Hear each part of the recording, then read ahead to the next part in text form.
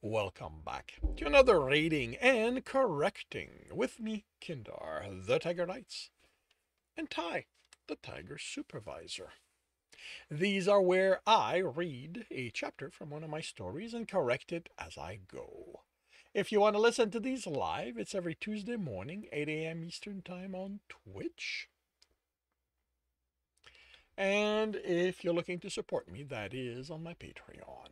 Today we are doing chapter 41 of Fractured Families. The door opened without Alex having to coerce it. If he hadn't seen the green of the lock as he approached, he'd have wondered if Golly was still around, helping him. It could still be, but he didn't want to have to think about that. He preferred to think that she was just that cocky, in so tight with Justin. She didn't think anyone could get to her. Alex was about to show her how wrong she was. The room he entered was large and had the feel of a medical bay. There were two beds on one side of the room with the readout screen at the head of them. Neither were occupied. Neither was occupied. The opposite wall at the moment, the opposite wall, as well as the back one, was one large counter with a variety of machines on them.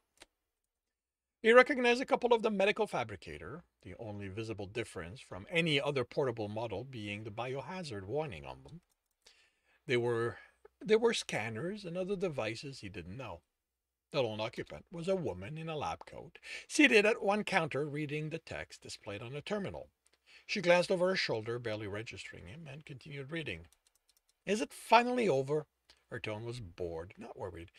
Is this nonsense with the power resolve, or is my subject back in his restraint? Right, the subject? Was that what Tristan was to her? He crossed the room, hand tightening on the gun he'd taken from the guard he'd killed. Fought the need to kill her right there for what she'd put him through, for what watching a broken Tristan was doing to him. She would die, but first she had to learn a lesson. He struck her on the side of the head hard enough to send her off her stool. The shock was replaced by surprise as she touched her head, winced, and then came outrage as she looked at the blood on her fingers. What is the meaning of this?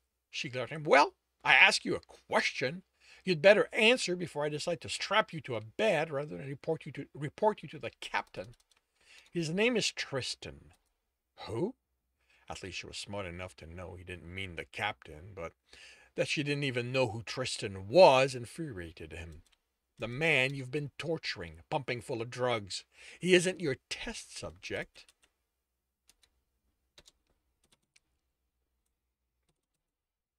He has a name, and it's Tristan.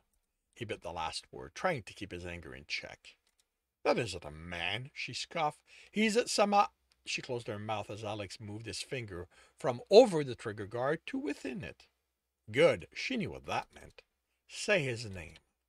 She eyed him, then sighed. Fine, Tristan, you said. His name is Tristan. Are you happy now? She stood and used her clean hand to dust herself off. He's mine, Alex said through gritted teeth. She sighed and reached for a cloth on the counter. He really needs to stop letting the crew mingle with the subjects. It makes things so... Alex punched her in the face, and she had her hand over her nose, trying to stench the blood. Shut up.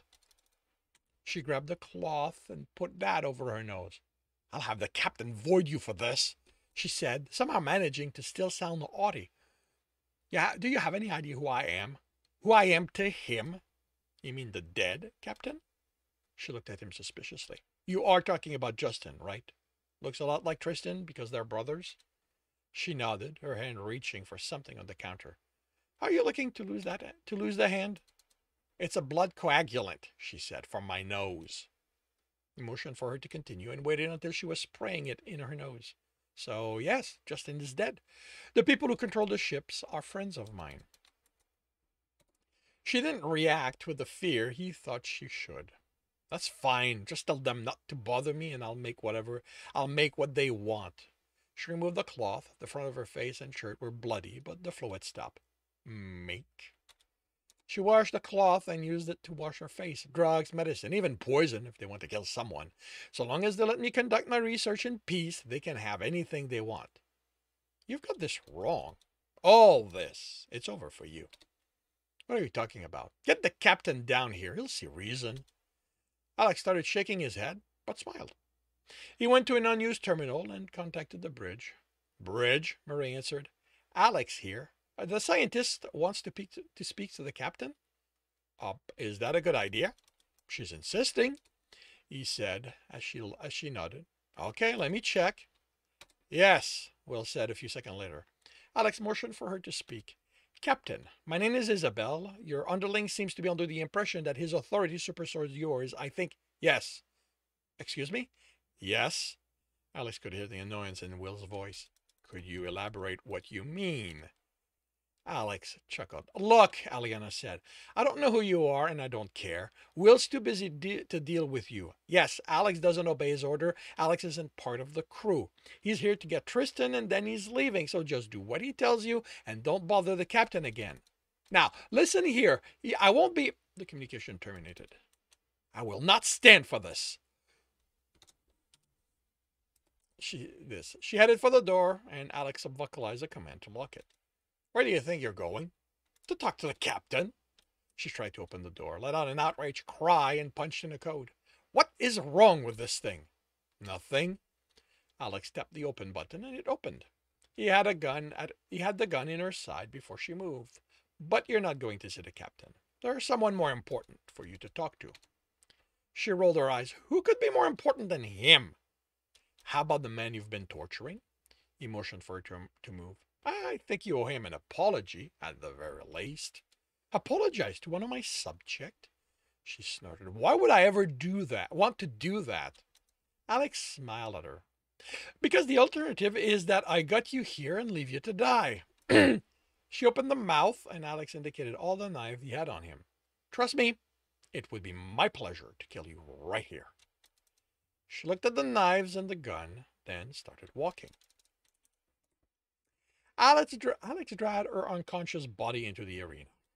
She'd been stupid enough to run. He'd easily caught up to her, but the rat had jostled his arm, and he'd been in a bad enough mood by then to simply clock her and drag her the rest of the way.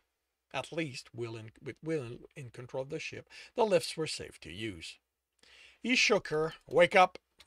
He looked around at all the light wall and then the corner he'd left Tristan in. He wasn't there. He searched the room as she stirred. It was Victor, Mary, and Zephyr first, because they were moving through what looked like a maze of transparent colored walls. He saw Tristan sitting on the floor in a large area without walls. He pulled her up and took the few steps that took him to the light wall and touched it. Solid. He looked at the others, and in the other's direction, opened his mouth to tell them to shut it off, but closed it. He had no idea if it was even one of them that had caused it, and he didn't need them. Holographic shut down. The wall shattered into pieces of light and vanished. He pulled her along as he headed for Tristan. Tristan had his arm around his knees and was rocking slightly. He looked so pitiful. He felt like killing her right there. Instead, he forced her to her knee before him.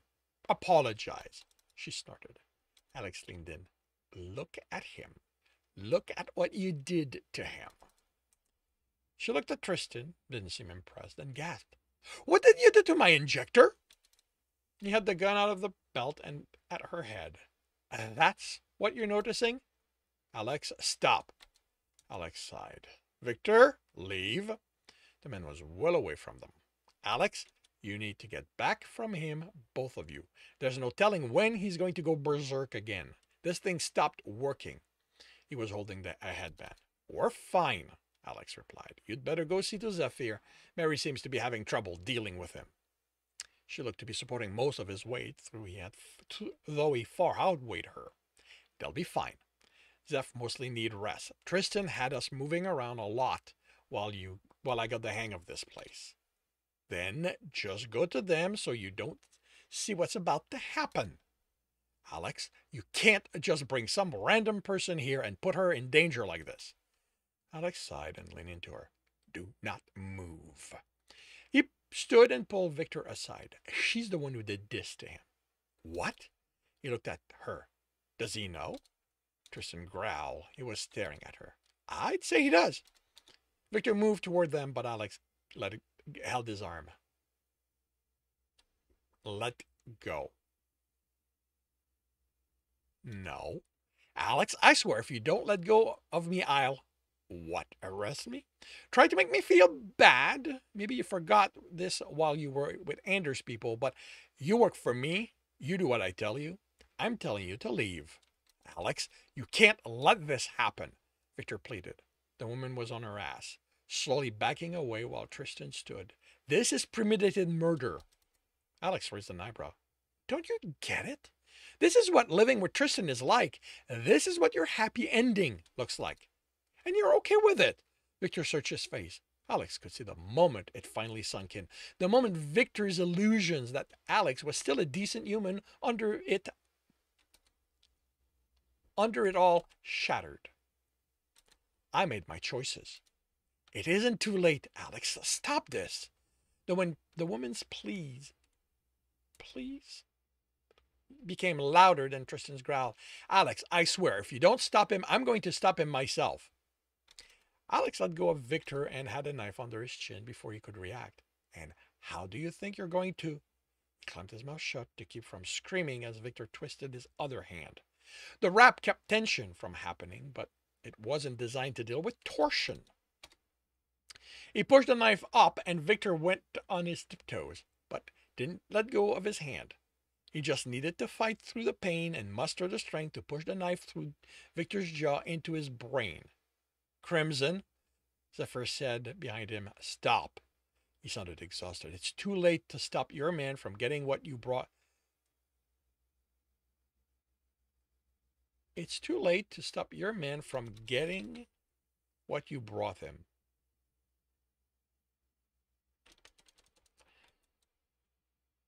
Okay, it's too late to stop your man from getting what you brought him. Yeah, this is not actual. Okay. It's too late to stop your man from doing what you brought her here for. Vic's just new. He doesn't understand how things are. You need to give him a chance to learn. Not after this betrayal. I didn't betray anyone, Victor said, trying to move further up. He made a mistake, Zephyr continued. He still thinks he's law. He doesn't get he doesn't get that. Okay, there's a second that here. That doesn't exist in this life. Alex shook with the focus to move his hand up. No one who tried to take what was Tristan's got to just walk away. She belonged to him for what she'd done, and Victor would pay for thinking he could take that away. Anders would kill him. The words shattered his determination, and his hand dropped. Victor staggered back, letting go of his hand. The relief from the pain hit him almost as hard as the pain had. Hands steadied him. Mary threw him one angry glare, then was treating Victor. It was what Tristan would have done, he told himself, but he knew that he was wrong. Tristan didn't kill for mistakes, not genuine ones. Tristan would hurt him, make sure he knew he'd done wrong, but he'd also give him a chance to show he'd learned a lesson. Victor's eyes were already filled with pain, and it wasn't physical. Maybe now he understood what he'd given up when he'd agreed to this. Maybe he realized he didn't have what it took to be with Tristan. It didn't matter. Alex could see the pain was enough for the lesson. When he was steady, he looked at Tristan. A Somalian was on his knees, back to him. His hands went up and down, each time spraying blood in the air. It was finally over. Will has control of the ship, he told Zephyr. Take him and Mary to the bridge, and Will can arrange to get them wherever they want to go. He reached in a pocket as Mary stood. I'm going with you, she said, cutting off Zephyr. No, Alex snapped. We're done dealing with a lot of you. All you've done is get in my way. Zephyr didn't react to the word. Victor hunched down, and Mary glared at him. Don't you dare take that tone with me, she said.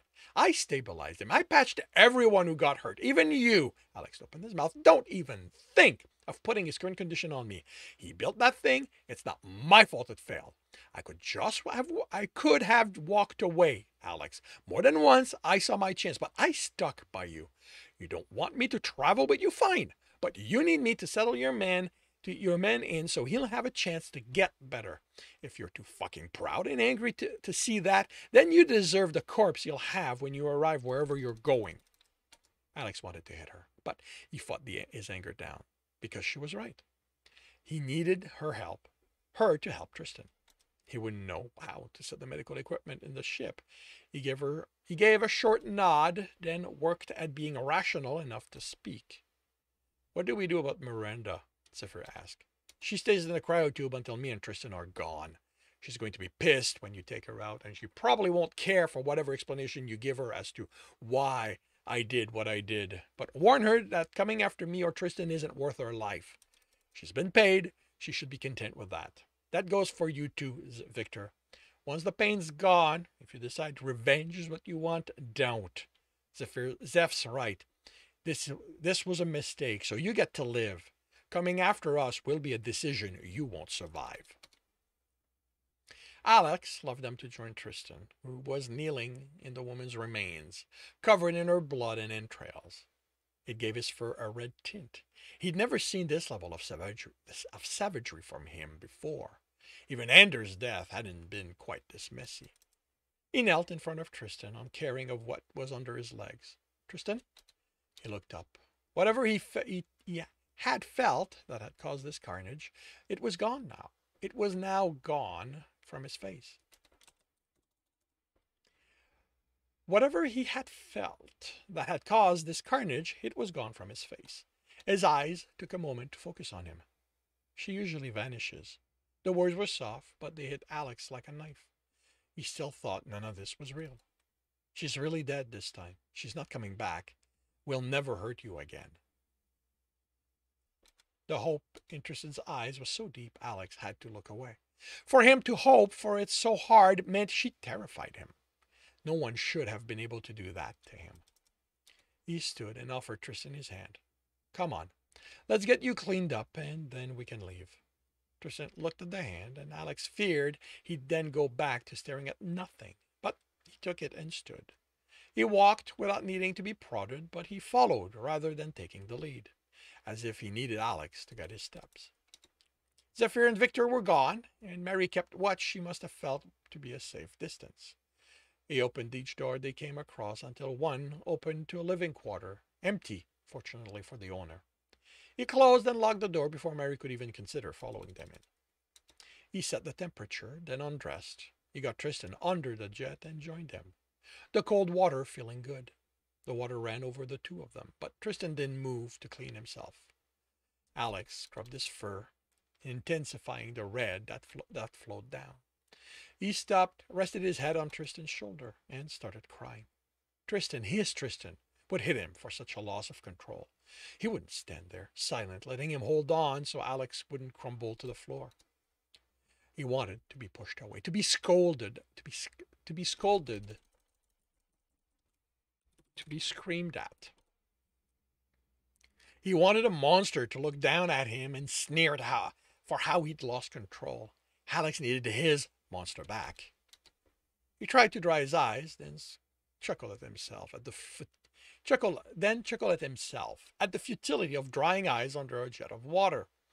He went back to scrubbing Tristan, stopping only once when he saw the cuts on his chest and stomach.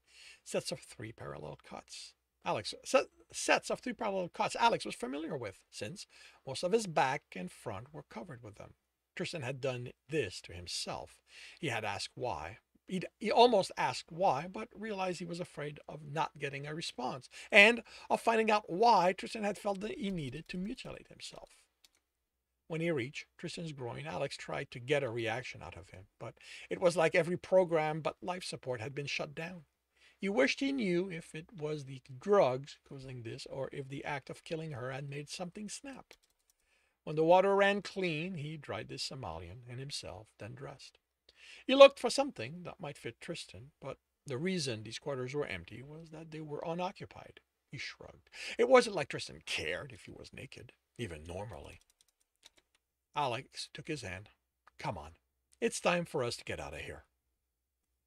And that concludes chapter 41 of Fractured Families. If you are enjoying this, please leave a like. If you want to know when the next chapter is going to be up, subscribe and hit the bell. If you want to read the story as well as the other books in the series, they are available at all major e-retailer. If you want a different way to support me, that is on my Patreon, where you can also get just about everything else I've written. And if you want to listen to these live, it's every Tuesday morning, 8 a.m. Eastern Time on Twitch. Links are in the notes, and with that, I shall wish you a good day.